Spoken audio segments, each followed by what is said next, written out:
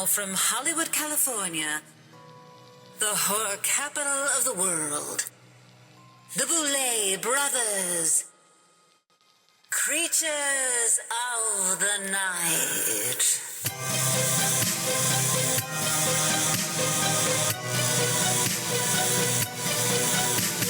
Welcome, my little devilish devotees, to a brand new episode of the Boulet Brothers Creatures of the Night. As always, we will be your guides through this evening's program, the Boulet Brothers, your queens of darkness, Swanthula and Dracula. Feeling a little low energy today, Drac. No, I'm like, should we say it? Do we say our names? I don't know. They know who we are, right? I mean, I guess it's good to remind. Yeah, other podcast hosts go through this too and actually have their conversations right on the air. It's like, do they know? Do they like to hear it? Well, doesn't it make sense that we introduce ourselves? So it's a professional intro. Exactly. Some people will kind of be stream of consciousness and they'll just jump on and start talking about a topic, which I can get into sometimes. Same. But I appreciate the little intro music. Gets you warmed up. The formalities, the rituals. Yeah, me too. So, and Dracmorda. Oh, perfect. I want to start by pointing out that we have had months and months of coming out with a brand new episode of Creatures of the Night every single week. So nobody believed we could do it, and here we are. Let's pat ourselves on the back, ladies, because we're doing it. Yeah, we are. I'm glad. I have fun doing it. It's great it's a good excuse for the three of us to get together and just have fun and download what we've done in the last week and what movies we've watched and all that. Exactly. I really look forward to it too. So let's talk about what's happened during the last week. Well, the first thing before we get to that I want to say is another thing I like about doing the podcast every week is because it allows me to force you guys to watch old ass movies that you would never watch. And so then I have someone to talk to about the movies. It's so great. Now you let the cat out of the bag. No more retro movies. Done. They're some of our most popular episodes, I'm sure. I know. They couldn't get enough of Quatermass. Hundreds, and maybe even dozens of listeners. Wow. I do want to thank the listeners for their overwhelming response to last week's Top 10 Dragula Looks episode, though, because I think it's been a minute since we put out a podcast episode and so many people replied, got involved in the conversation, had their sometimes necessary, sometimes unnecessary opinions, and I just think it was fun. And then a bunch of fans came up with their own individual lists and their versions and put them online and shared them. And I saw a lot of that, and it was cool. And I think it gives us some fuel and an inspiration to do more of those top 10 looks. Specifically, I think the next one we should do is the top 10 floor show performances of all time. Yes, I think that would be fantastic too, because that's always the catch-22 of Dragula is I think a lot of viewers at home value the looks over the performance, partially because you can't always see the performance because we don't air each person's entire floor show. And even when you do see the performance on TV, it's very different from in life. And it's very different. The energy connect is not really there. No, it's like being at a live show. Like I remember for Haunted Hotel when JK did his look in performance, everyone on the crew was just like applauding and love. And I do think it came across on the show, but not the same. It wasn't as powerful, I don't think. So yeah, a top 10 performers list I think would be good. And another thing they want us to do is a top 10 of our least favorite looks, which is shady, and which is why I think we should do it. Oh my God, for real? I don't know. I mean, can't we handle things like that? Like, you know what? Maybe what would soften the blow is if we talk about our own least favorite looks. Like, is it only 10? Because going back and watching those other seasons, it's more than 10. Okay, so we can talk about the worst 10 looks from competitors and the worst 10 looks from the Boulet Brothers. Like that evens the playing field. What do you think is the worst look we ever wore on the show?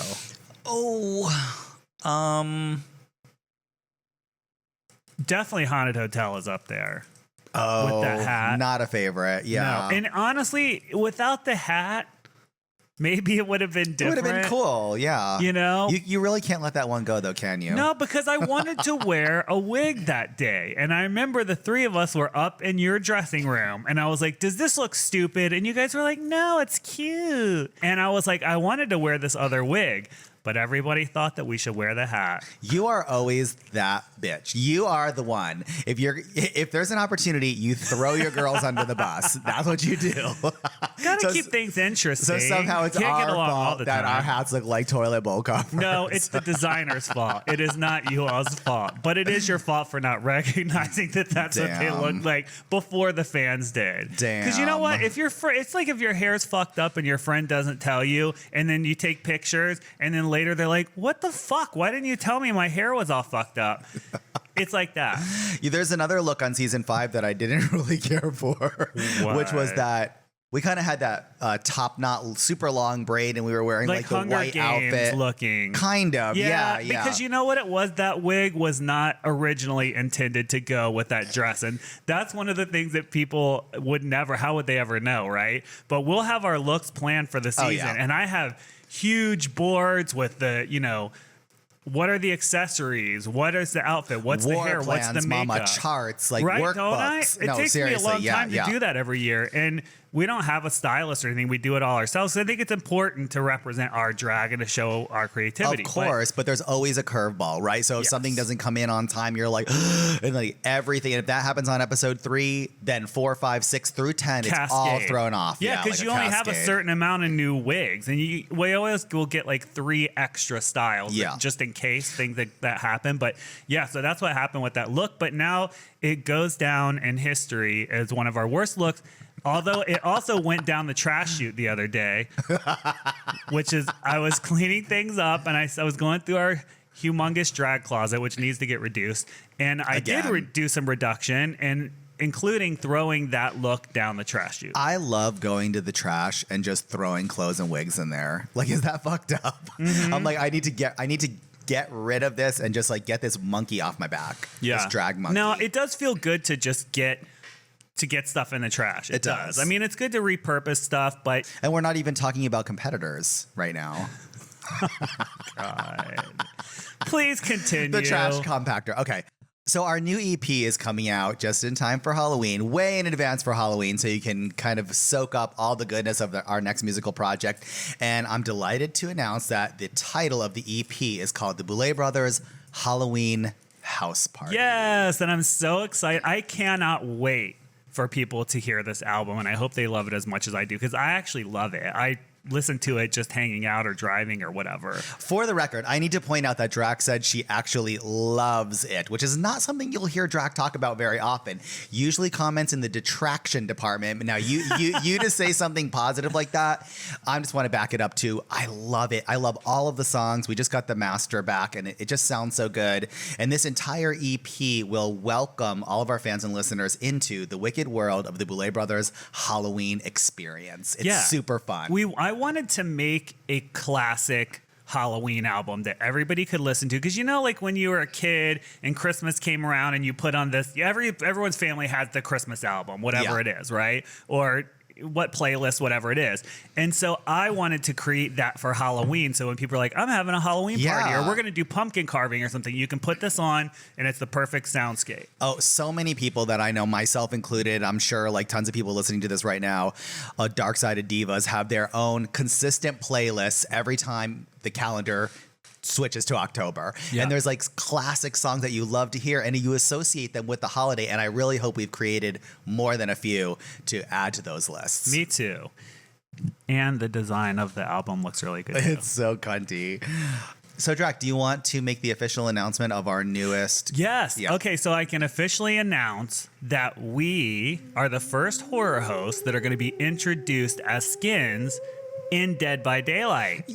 Yeah, so the Boulet Brothers are having a crossover with Dead by Daylight, and I'm so excited about it. You're going to be able to play us as killers, so picture our clawed hands going forward and choking people. I can't wait. I'm going to love that. It's so cool. I wish I could make some survivors that are some of my favorite, quote, competitors, so you could go and kill them. That would be fun. Go in there and choke them out. Yeah. Trash compactor. I'm really excited about this. This has been in the works for, maybe almost close to a year. Yeah, a very long time. And I do want to say the people specifically from Dead by Daylight were so cool to work with and really supportive of what we do. And I just appreciate that connection and that collaboration. That's one of the reasons I wanted to work with them, is because they are very queer positive. They're very supportive of their LGBTQ plus fan base. And there's a lot of queer people that play Dead by Daylight, and they embrace it and celebrate it. So I'm excited that we're working with people that are forward-minded. I agree. Also, this week, we were guests at the world premiere of Alien Romulus. And there's nothing quite like day drag on Hollywood Boulevard in 90-degree weather. Wow. Right. We rarely will go to these premieres. We get invited to a lot of horror movie premieres, and I love to go and be on the red carpet and watch the movies, but it is an entire day commitment, because you have to start getting ready and taped up and everything you have to do, like 4 hours Shave ahead. it up, tape it down. It's so bad. And then, you have to sit in the car in full drag, go over there. Then it takes a long time. You do the red carpet, you get your photos taken, you do your interviews, and then the movie doesn't start for an hour, sometimes an hour and a half after that. So you're in drag for like a solid 8 to 9 hours. Oh, yeah. It's like a filming day. Not to mention also, once we go in there, we have contacts and everything, because you have to show up like yourself. Of course. But then you can't see the movie, so that doesn't work very well. So this time I had a discreet little compact with like contact case in it. They could pop out our contacts, and we didn't do it until after the lights went down. So because there were still, even though it was this premiere, there were still people trying to take pictures of us without us knowing. Absolutely. Like fan people in the crowd. But we were absolutely vampire drag ninjas that night, because the eyes were looking great until the movie started, and then we were able to bloop bloop, like pop them out and put in our other eyes. Very much like the necromancer from Raised by Wolves. Like when we're talking about removing that's eyes. right. That shit was cool. Well, back to the point. I was very excited that we went to this one, because Alien is such an amazing franchise. I think everybody we know is in love with it. It's some of people's around us' favorite movie. And it's one of my favorite movies too, because it really just defined that sci-fi horror. I mean, absolutely. Not like Catermass. I mean, obviously that was first. Yeah, and we went to the Hollywood Forever Cemetery on my birthday a few years ago and saw Aliens there, which was like really kind of awesome, what an awesome memory. But we're not going to talk too much about Alien Romulus, because as promised, that is our movie pick for this episode's Junior Mints Movie Club review. So we'll save that for after a break. But I do want to mention what I think was one of the coolest moments of the premiere experience for me, and I think you enjoyed it too.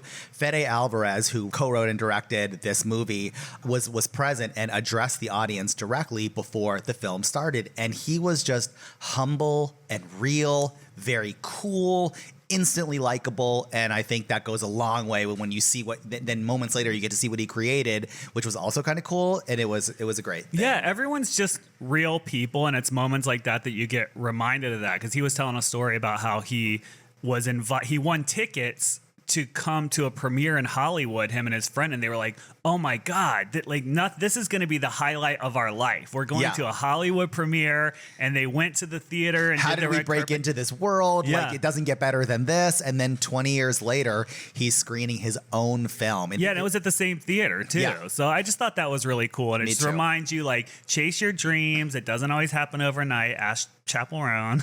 Oh, wow. And last thing before we take a break, we actually snuck out last night and saw another horror movie that just got released, Cuckoo. And I'm just going to say this much. It's weird. Oh. And it's cool. I really liked it. It's wild. My impression, I don't want to spoil it because we're not reviewing it. I'm sure Ian will watch it too. Yeah. I thought that it was going to be about someone who, they were saying cuckoo, like mental health issues, like, that kind of thing. But it wasn't at all, was it? It played in that arena a little bit, but it definitely was not the movie I thought I was going to see. It didn't play into the crazy bird lady.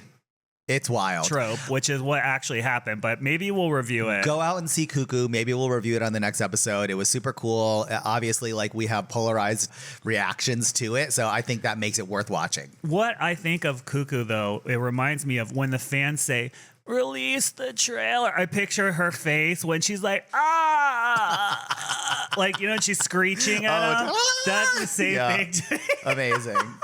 By the way, I want to let fans know I would love to release everything immediately and feed the fans. I'm glad that they're excited. We do not control that stuff. We are not a network. AMC and Shudder figure out when they want to premiere, and we have influence over that stuff, but it's not just whatever we say goes. So we're trying to get everything out as quick as possible. Everything is way ahead of schedule. We're coming out way before we ever have in the past. So just be patient. It's coming, and it's going to be good. Yes, it is.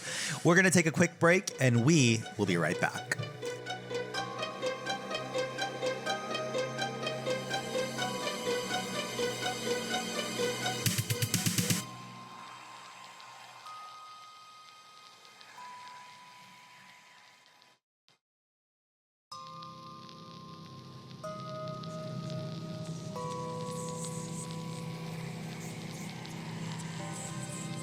Welcome back to the morgue, Uglies. It's time we are joined by our cadaverous co-host, the lurch to our monsters, and sometimes the bozo to our circus, Ian Devoglaer. Ooh, not my monkeys, not my circus, except today the drag monkey is on my back, mama. How are you? I'm wonderful. I love this drag morgue idea. It's like, ooh, it's chilly and my nips are all. Yeah, I really appreciate that. I do. Y'all have been busy this week. Yeah. Yes. Oh my gosh. Congratulations on everything. Thank you. It's an exciting time. You know, really we can is. hibernate for a couple of months, and you'd think, well, maybe, I don't know, maybe they They're quit just gonna and disappear. moved in the middle of nowhere. But it's always because we're working hard on all these things, so it's just things are going to just start releasing Double, now and bubble, continue. toil, and trouble. Yes.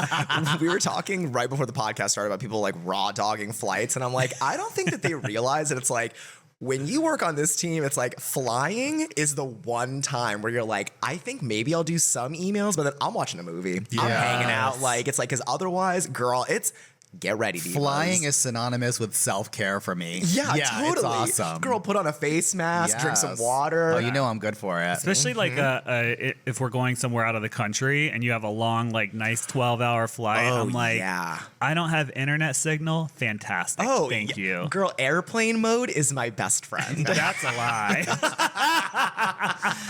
Yeah.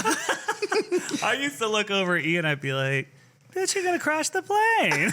Oh my God. And then I copied you and started doing it too, so now I don't turn mine off Nobody either. cares. I know. It's You like totally get away with it. my two rebellions against society. I'm like, woo, big edgelord energy here. It's like I donate blood because I can, and also I don't do airplane mode because I'm like, this plane's going down, mama.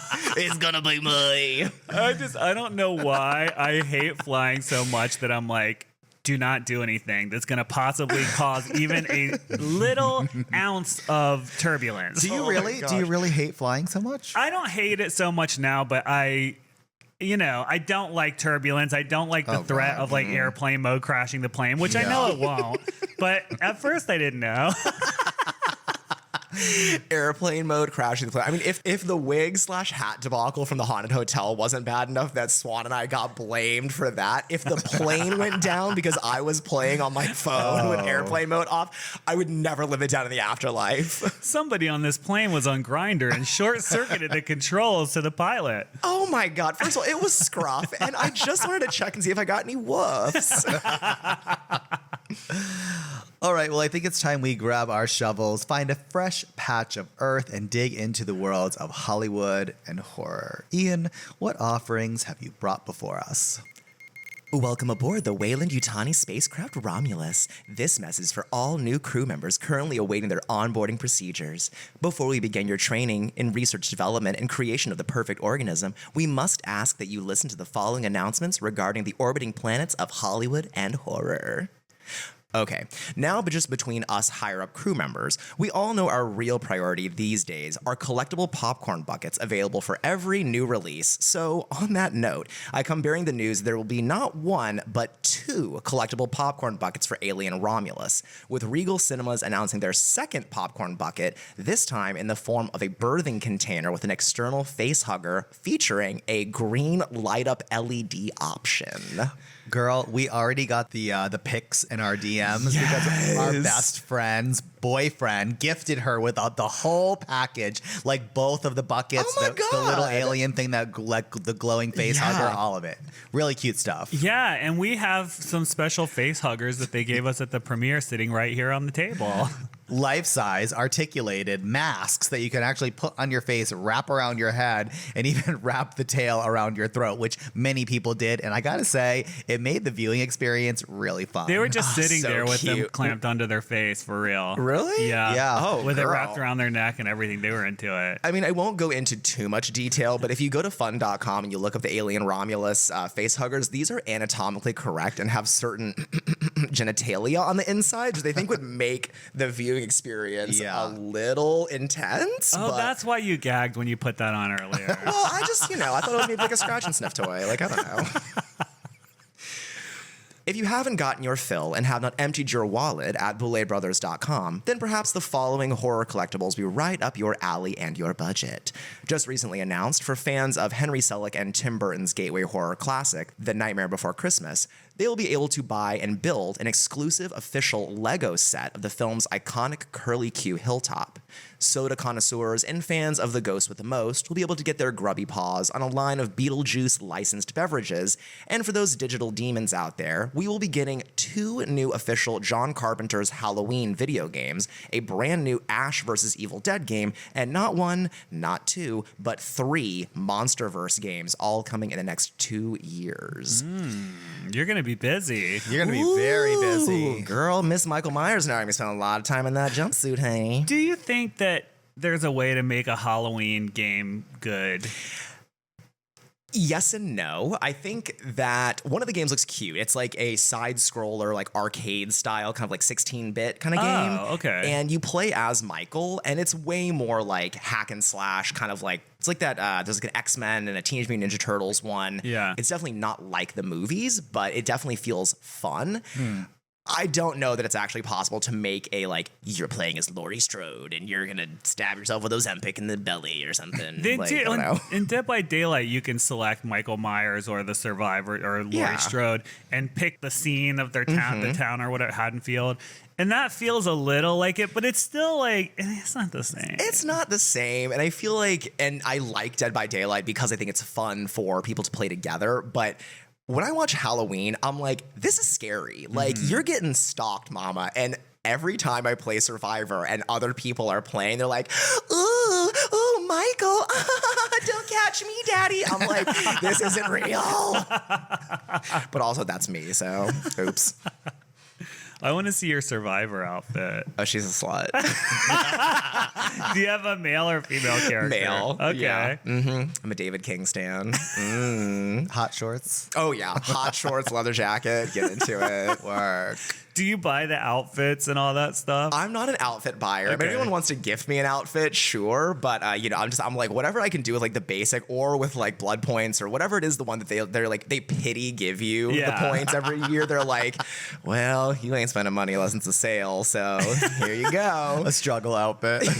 I love the outfit. That's the most fun. I will spend the most time in the outfits in the stores and dressing them up. It's like, are you going to play the game? Oh, that's so classically you though, because we're known to play RPGs and stuff, and it'll be like, we're gonna sit down, we're gonna play this game. Let's start this game. 6 hours later, the design of the character isn't complete. There's a list of like potential names, like what is this gonna be? It's like, And then I'll be like, Very our important first thing stuff. we're doing is going to get this vanity item to put on my character. Oh my God, amazing. Yeah.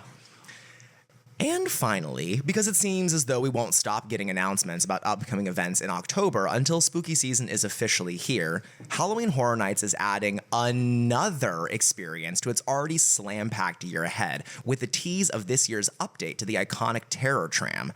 This year, it will be mutating into the Terror Tram Enter the Blumhouse.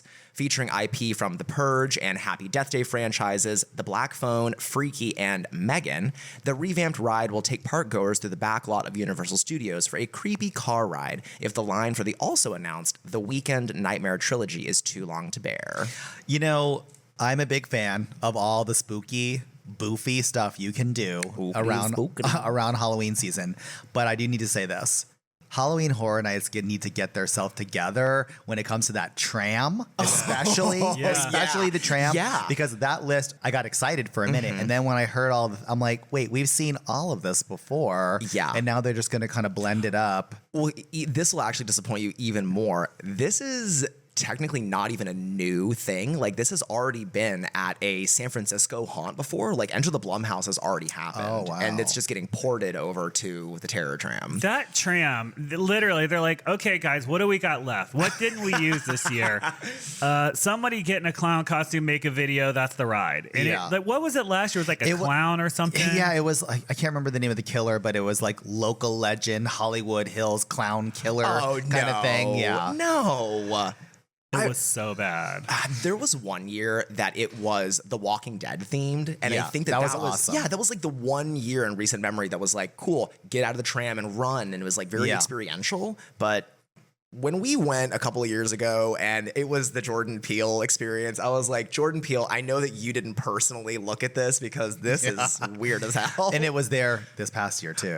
Not every horror movie can translate to a maze like that. Like, his movies are great, but what? Unless there's an alien that's going to come out of the sky and suck us all up. Well, and while we're on that too. Okay, getting sucked up by the aliens, honey, my Romulus. The Weekend maze is also not new, even though I don't think it was there last year. It was there the year before. Oh, this one is getting, and y'all know I'm a Weekend stan. This one is the update because when we went, it was the it's the beginning of the trilogy, and so after that he did another album that's like when he is old, and now this new album is when he is like a child, and so it's going to be like all three eras of the past couple of years. Interesting. So update, but not new. Well, they put all their coins into the Weekend maze. It was amazing. It was incredible. So maybe we'll have another incredible maze. The Weekend maze? Yeah. Oh, it was my favorite that we did that year. Really? Oh, yeah. Okay. Yeah. I mean, I thought it was fun is the thing. Like, Halloween Horror Nights, for all of its glitz and glamour and everything, is not scary. Like, it's more just like glossy. Like, if you want to get scared, you got to go to Not Scary Farm, honey. That's the tea. I love that you feel like that. Yeah, I thought Universal used to be scarier than not, but it's not. It hasn't been recently. You remember when we went and they had like the Insidious? The Insidious maze was really good, and I definitely jumped many times. Like, they had that shit designed Crimson down. Peak too was a great, Just beautiful. I bet that'd be fierce. yeah. So Yeah. Well, thank you for those updates, Ian. And now it's time to move on to this episode's Junior Mints Movie Club review. As promised, we're going to be doing Alien Romulus. So some quick facts. Alien Romulus is the 7th film in the Alien anthology after Aliens, Aliens 3, Alien Resurrection, Prometheus, and Alien Covenant. It's described as being an interquel, having taken place between the Alien and Aliens movie. Now, some might argue to include Alien vs. Predator and Alien vs. Predator Requiem, but these are spin-off films, so we're not going to do that. Regardless, we have a huge, rich world of xenomorphs that have been terrorizing our imaginations since 1979, so let's talk about the newest installment, Alien Romulus. Well, the first thing I want to say is I'm very happy that it wasn't connected to the Covenant world as heavily as it was the original Alien movies. Because I feel like that's what, when you think of aliens, you think of those ships and those grimy scenes and everyone's sweaty and, and they kind of took it back to that. So I was happy to see that. Yeah. But I did like those other movies. A lot of people do not like them. Covenant and Prometheus. Yeah, I was definitely, I'm a fan. I kind of love them all, but those particularly are polarizing, and I like them both. I feel the same way. I also, maybe the shameful one in the group here, I love Alien vs. Predator and Predator Requiem. Like, they're so stupid, but I do love them all. And we saw Covenant together. I remember all of us. We also saw it with Israel. Oh my God, amazing. I don't remember that. I do recall, though, seeing Alien vs. Predator on a plane. Like, that was one of those, self-care. I'm going to download a movie that I would never normally watch. And it was kind of stupid, but also kind of fun. Yeah. Because the Predator is a baddie too. They're both awesome. We love a braided baddie. We sure do. I like Alien better. than Predator, but that's just my opinion. I think so too. I agree too. Okay. Yeah. And I definitely agree that I love the original Alien is one of my favorites, and I actually love Aliens. Like, I think Aliens is great for what it is. I was really happy that Alien Romulus decided to give so much homage to the original films in the franchise with that kind of griminess, and I think it's like retro futurism, cassette futurism, or whatever it's called, like that particular brand of sci-fi where it's like everything is that kind of like nice molded plastic, you know, and like the CT textures. I'm like, oh, I love that world. And the really lo-fi like digital outputs, like when you look at their computers, it's not. Yeah, it's cool. I'm glad they stuck with that because it'd be so easy to just update the technology. And I'm like, that doesn't match. Well, let's go through the synopsis quickly. A group of young space colonizers come face to face with the most terrifying life form in the universe while scavenging the deep ends of a derelict space station. Herein lies my major problem with this film. Ooh, okay. I love the movie, so I'll just put that out there. But I did have some gripes about it. The one thing is, so they have this DNA mix that's on this ship. This company has created this DNA mix, and it's on this ship, and it's super valuable and super important. Yeah. Yet they don't bother to send anybody from the company to go get it. Instead, some little kids hijack a ship and within 10 minutes are on the ship with the thing in their hand. Somebody explain that to me. No, I can't. And this is what we left the theater feeling a little bit of a mixed bag. I liked it. I thought it was fun. It felt a little, I'm going to use the word mechanical in the way that it was like, this is an alien movie. Let's talk about the company, synthetics, infestations, and we need body snatching, and we need all of that stuff that goes with a classic alien movie. We got, but it was a little phoned in. I almost felt like we had to include these things if we wanted to tell another alien story. Yeah, I think that I agree in the sense it's almost a little mechanical. Yeah. Which is not the worst thing in the world. Like in terms of being faithful, I think it's very faithful. Like you said, we get all the pieces that we need. There's not a ton of innovation. I think that there are some thematic innovations with the synthetics, which are weirdly one of my favorite parts of the franchise. Same. They're so cool. This movie specifically, too. Yeah, like this one plays a lot with the idea of sort of like humanity and like, you know, what is your primary directive? I think there's also some like racial stuff you can kind of glean from it, which is maybe like a larger topic for a different podcast. But the one big innovation comes at the end, which I was capital G gooped. Like I just decided to turn my brain off by the time we get to, big spoiler, the hybrid human Prometheus thing. I was like, oh my God. We will definitely get there. But to take two steps back to what Drac was saying, I think the movie was really fun. And what you said, it really stayed true to the whole idea of an alien movie, but it also kind of like left a little bit of like question marks, like big question marks in the plot. Now, granted, we're talking about how much we love Alien and Aliens and all that, and let's be honest. You know what I'm saying? Like, they weren't perfect movies either, but we love them. So I kind of think, to me, it was very faithful to the source material. If you love the Alien franchise, you will love this movie. That's what I think. I mean, you'll strongly like it. Let's say that, right? Yeah. One thing that I thought was interesting, I kind of want to talk about the characters because I was sort of shocked at how young the entire cast of main characters was. It almost threw me. I'm like, I don't know. Can I buy this? Can I buy these like young 20-somethings who are like working on some like mining planet? They can operate all this machinery and like... It's giving Space Goonies. Oh my God. I read this... Damn. Goonies is actually the one movie I can't watch because I'm too scared to watch it. Are you serious? Dead ass. Because of the mom or because of the... It's something about it. Just it's like the kids in peril. Like I'm not even trying to be funny. Like I can't watch the Goonies. I'm like, oh, too scary. I can't watch. Yeah, like as that is silly. Well, I read this really cool thing from Fede Alvarez, and he was talking about his inspirations and also just where the script came from. And apparently, the movie got greenlit because he talked to James Cameron about a deleted scene in the director's cut where James Cameron's Aliens has a deleted scene that they like go to this mining planet and they like look at these little kids who grew up on the mining planet. And so Fede Alvarez was like, I want to make a story that's like centered around young people in the franchise. Oh, interesting. Yeah, which I thought was cool. No, I like to hear that. What now are they going to make a granny version? Oh yeah, You know, honey. where there's Granny. Well, they can get Sigourney Weaver to come back, and then it'll be like Granny's battling aliens. If we're gonna go there, I honestly I would watch it. Me cool. too. I really Everybody would. watch it. I mean, it was Everybody kind of would. the last one, but go Yeah, ahead. look, I have two gripes with the movie, and they're both technical gripes. One is I thought I was going deaf at the beginning of the movie. I was like, what are they saying? What is happening? And I thought it was maybe the theater that I watched it. And then I was reading a review talking about the muddy sound mix. And I was like, oh, that's a bummer because the beginning is fairly dialogue heavy.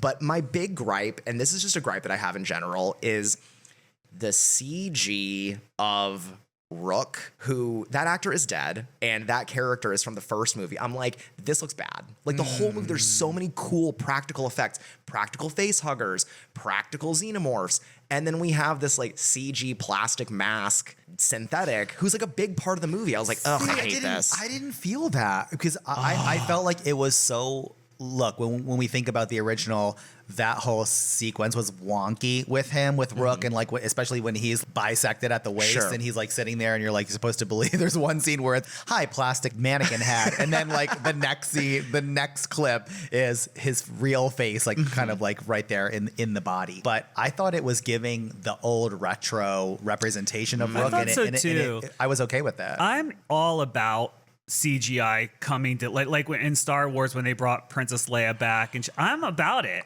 Or like Luke Skywalker's there at the end, because look, these actors are not the characters, you know? And so I want to see what happens with the characters. So it doesn't bother me. I mean, if they did a whole movie with it, yes, that would be dumb. But He if was it's in like the whole movie. well, I'm in this instance, yeah, but I'm saying in these Star Wars sure. instances, they just would pop up for a minute Yeah. here and there, and I'm okay with that. I like it because I like the characters. But I mean, what do you think the better way to handle it would have been? Well, I'm so glad that you've asked. I don't know. I think that it's difficult because I think they want to pay fan service and they want to say, hey, like Rook is such a big part of the first movie. This is a connection. But I think for me, and maybe it just is because I didn't grow up with it coming out. Like I saw it when I was younger, but much, much later. I think, hey, have a Rook class synthetic or, oh, I am another. Because I feel like that's the thing is like every film has sort of like an iconic synthetic in it. Yeah. Just have a different one who's like, oh, you know, I'm from the same class or I am Rook 2, Rook 1 or whatever. I don't know. I guess. Bishop. Yeah. Tonight. Right. I'm Pawn. I'm Andy. Well, this one, the synthetic in this movie would get punched or something, and then he would fall down. And the girl would go over and like put a key in his neck, and somehow that fixes any physical damage. What is that? Well, that's how my physical damage gets fixed. So. that synthetic was like a damaged model that her father, like the main character's name is Rain Carradine, and she has this adoptive brother who's actually a synthetic named Andy, who is actually my favorite that. character So good. in the movie. He was a damaged synthetic human that Rain's dad programmed to kind of watch over her. And I think him short circuiting and kind of like spasming and all that is part of his kind of like hardwire damage. So she goes and she resets him. Okay. Yeah. Because it's always, comes from physical damage. I'm like, okay, this robot got its ass kicked. It's on the ground bleeding white stuff. And she's like, I just need to put the key in there and it'll like somehow fix it. It's just like Dead by Daylight. Yeah, one thing I like about Fede Alvarez, and I feel like this is maybe a calling card, like he'll always put these kind of young, brazen, like asshole guy characters in, and then they always get their asses handed to them. It's so satisfying. Like there's one character in the film who is just an asshole. Yeah. And when he gets what's coming to him, I was cheering. I was like, yay! Die. So let's just pause here for one moment. We're going to take another quick break. And when we come back, we'll continue with our review of Alien Romulus.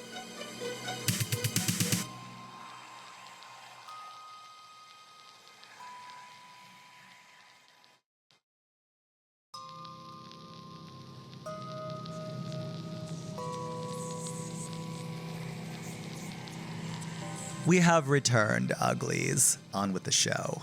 Now, what did we think of this from a horror perspective? Do you think it was scary? Did you jump? Or what was your feelings about that? I thought from a horror perspective, it wasn't necessarily a very scary movie, but I was definitely wrapped up in the sci-fi horror world of an alien movie. The Xenomorphs were exciting, and I think as a horror movie, as an installment and a chapter of Alien, it was pretty cool.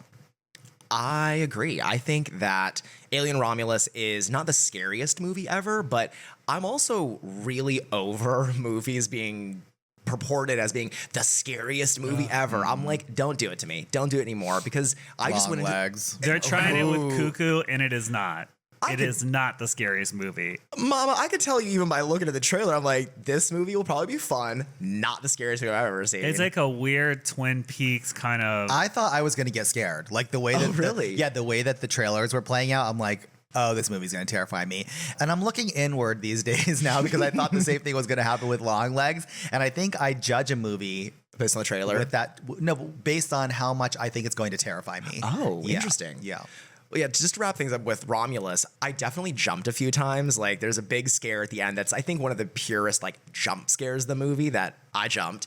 And I just think that it is very well paced. Like, I think the first half is very much like the original Alien, kind of slow. And then once the xenomorphs start popping up, it's like, oh, okay, like, this is a horror movie again. I liked it.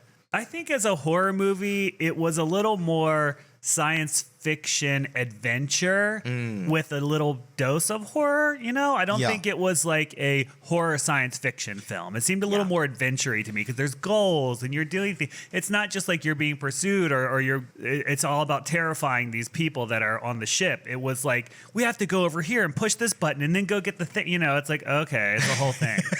But now I don't want to sound like I didn't like the movie because I did, but I didn't think it was necessarily scary. It was very moody. It was atmospheric. Ooh, yeah. The soundtrack was great. I loved how dark and gritty everything was. Yes. They kept everybody sweaty, which I think is important for an alien movie. That's just my personal opinion. But the person who I really want to know what they thought is Nathan.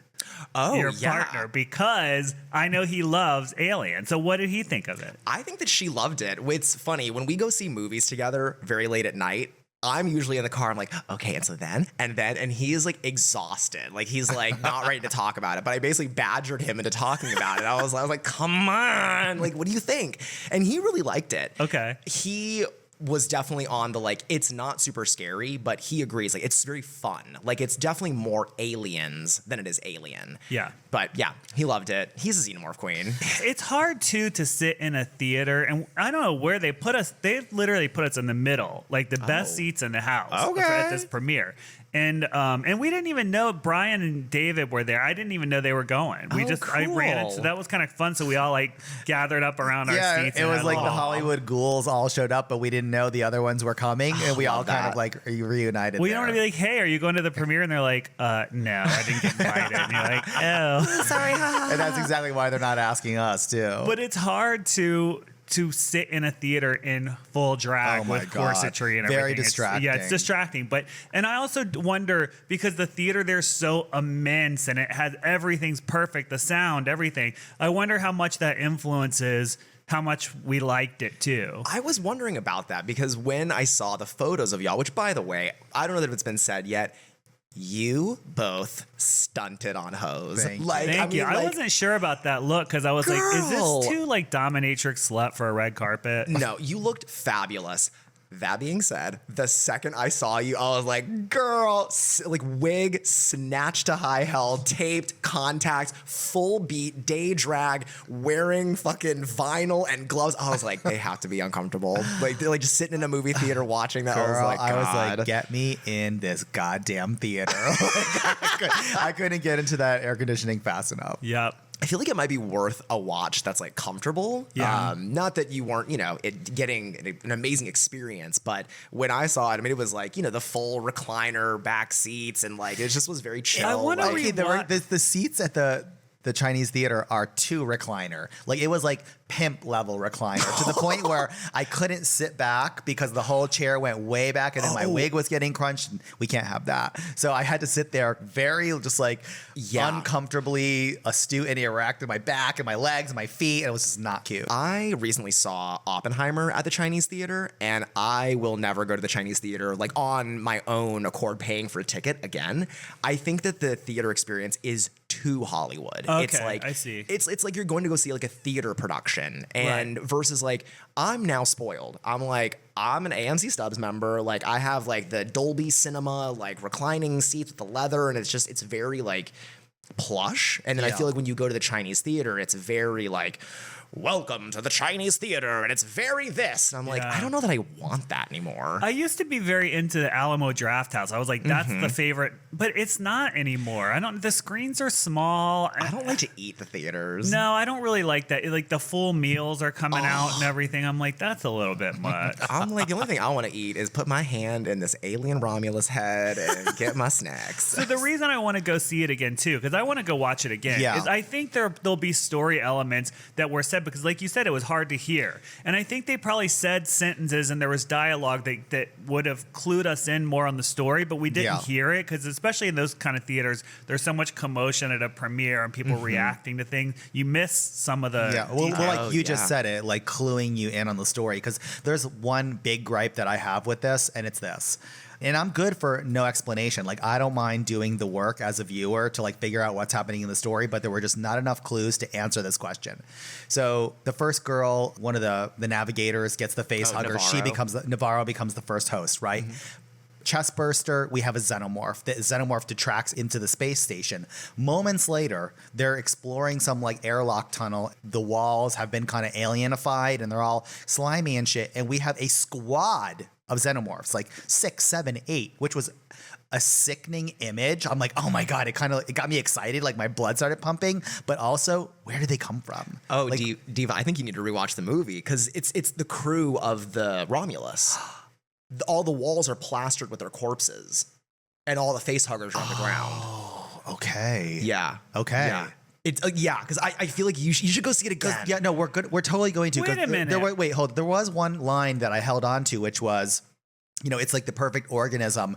How could it survive so long without food or an environment or something? And maybe that's the answer. Yeah, because there's another line in there. And again, it's like the sound mix is frustrating, because there's another line right after that where Rook is saying they have the ability to, on command, slow their metabolism down to basically like a death state. Okay, well that makes sense then. See, we need to watch it again, I think. Without the nails and the claws and the shoes and the wig and all that. I mean, you basically had a face hugger on your entire body the whole time. What? Didn't we watch a movie recently where there were like bodies? Yes, Jeepers Creepers. Where their bodies were taped up against not taped, right?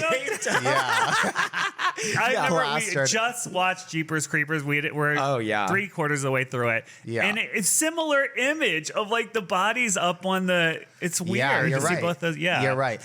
There were a few things that Fede Alvarez got very right, though, like the face hugger infestation. We've never seen that before, and that shit was scary. I think everybody's skin was crawling. There were some sequences that I just thought were gorgeous and super cool.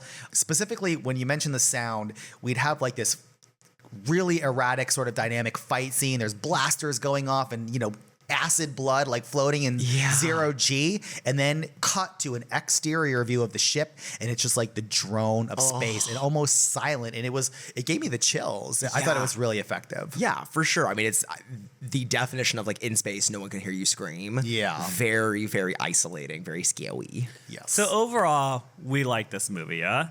I think so. It's absolutely worth watching. We haven't talked about like the big reveal at the end. Oh, do you want to talk about it? The hybrid. We'll just call it the hybrid. I have mixed feelings about it. I was very happy that they went there, because when we look at like Prometheus and Covenant and other ones, and even like the dog getting, I think in the third one, changed in the third one. I love those biological hybrids. So this is where we see like a human one, and I'm like, oh, I'm so glad they went there. Did I look at this and say, this is the perfect organism, the penultimate goal of the company to create the perfect human? I was like, absolutely not. This shit is weird. He looked malformed. Yeah. There was a legitimate vagina on his belly. Like it was just, which I didn't hate, but I did think it was just maybe too strange. Yeah, I agree with the first part of that. And then for the second part, I go back to the scene where they steal the DNA sequence genome thing, and then the camera pans over and you see what actually came of the rabbit. So the company believes, oh, the rabbit gets, revived and necromancied back to life. But then you actually see that it's like this horrible mass of xenomorph flesh, and it's like a nightmare. Yeah. And I feel like that's, to me, one of my favorite things about Alien is like Weyland-Yutani has it all fucked up. Like, they don't know what the hell they're doing. They're like, it's a perfect organism. Meanwhile, you're like, girl, what?